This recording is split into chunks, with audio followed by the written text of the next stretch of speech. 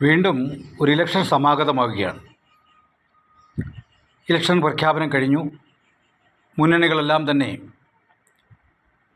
Election ഗോതയിലേക്ക് ഇറങ്ങിക്കഴിഞ്ഞു. പക്ഷേ എല്ലാ മുന്നണികളും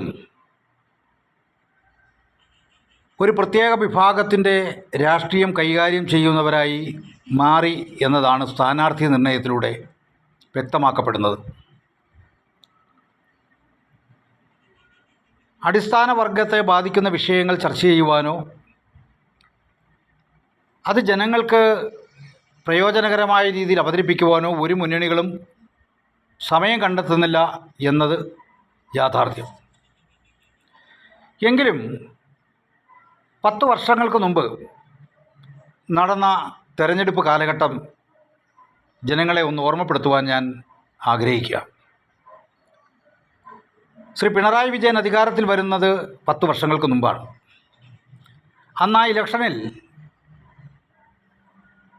അനിയത്തെ കാണിച്ച് ചേട്ടത്തിയെ കിട്ടുക എന്ന അവസ്ഥയാണ് നടപ്പായത്. കേരളത്തിലെ ജനങ്ങൾക്ക് മുമ്പാകെ വി.എസ്. അച്യുതാനന്ദൻ എന്ന അഴിമതിരഹിതനായ നേതാവിനെ മുന്നിൽ നിർത്തിക്കൊണ്ടാണ് ഇടതുപക്ഷ ജനാധിപത്യ മുന്നണി ഇലക്ഷൻ പ്രചരണം ആരംഭിച്ചത്. കേരളത്തിൽ അങ്ങോളം ഇങ്ങോളം നൂറുകണക്കിന് വേദികളിൽ വി.എസ്. അച്യുതാനന്ദൻ എന്ന കേരളത്തിൻ്റെ അഴിമതി രാഷ്ട്രീയത്തിനെതിരായി നിലകൊണ്ട നേതാവ് ഘോരഘോരം പ്രസംഗിച്ചു.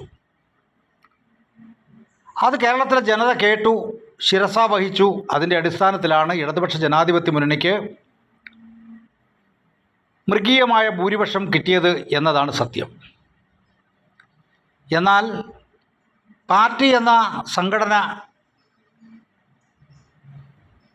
കോഴപ്പണത്തിൻ്റെ അടിസ്ഥാനത്തിൽ, ലാവലിൻ കോഴയുടെ അടിസ്ഥാനത്തിൽ കൈവശം വെച്ച് അനുഭവിച്ചിരുന്ന പിണറായി വിജയൻ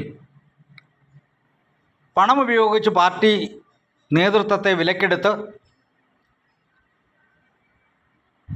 വി.എസ്. അച്യുതാനന്ദൻ എന്ന നേതാവിനെ മൂലക്കിരുത്തി അധികാരം കൈയാളുന്നതാണ് പിന്നീട് നാം കണ്ടത്.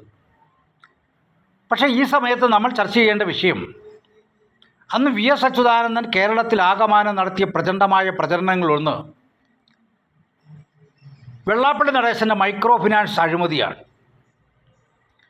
കേരളത്തിലെ സാധാരണ ജനങ്ങളിൽ ഏറ്റവും കൂടുതൽ ജനങ്ങളുള്ള ശ്രീനാരായണീയ പ്രസ്ഥാനത്തിൻ്റെ തലപ്പത്ത് കയറിയിരുന്നു കൊണ്ട് വെള്ളാപ്പള്ളി നടേശൻ മൈക്രോ ഫിനാൻസ് എന്ന പേരിൽ നടത്തിയ സംരംഭത്തിൻ്റെ പേരിൽ കോടിക്കണക്കിന് രൂപ വസൂലാക്കി എന്ന് വി.എസ്. അച്യുതാനന്ദനും ഈ പിണറായി വിജയനും ഈ നാട്ടിലെ ജനങ്ങൾക്ക് മുമ്പാകെ പറഞ്ഞു. അതിൻ്റെ അടിസ്ഥാനത്തിലാണ് വി.എസ്. അച്യുതാനന്ദൻ മൈക്രോ ഫിനാൻസ് അഴിമതിയെപ്പറ്റി അന്വേഷിക്കണമെന്നാവശ്യപ്പെട്ടുകൊണ്ട് കേസ് കൊടുത്തതും കേരളത്തിലെ കോടതികളിൽ ആ കേസ് ഇപ്പോഴും നിലനിൽക്കുകയുമാണ്.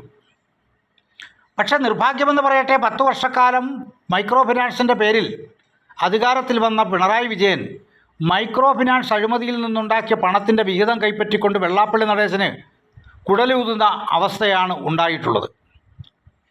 ഇന്ന് CPM വിട്ടുപോകുന്നവരെ വർഗവഞ്ചകരെന്ന് വിളിക്കുന്ന CPMൻ്റെ അണികൾ സ്വന്തമായി നെഞ്ചത്ത് കൈവച്ച് ചോദിക്കണം, യഥാർത്ഥത്തിൽ പിണറായി വിജയനല്ലേ വർഗവഞ്ചകൻ എന്ന്.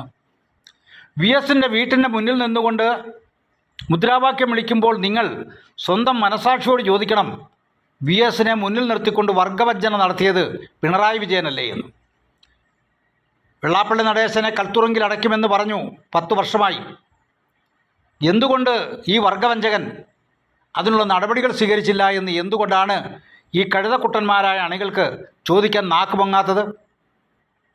അതുകൊണ്ട് എന്നെ ശ്രമിക്കുന്ന പ്രിയപ്പെട്ട കമ്മ്യൂണിസ്റ്റ് ബോധമുള്ള ആരെങ്കിലും ഉണ്ടെങ്കിൽ അവർ പ്രതികരിക്കണം, പ്രതിഷേധിക്കണം.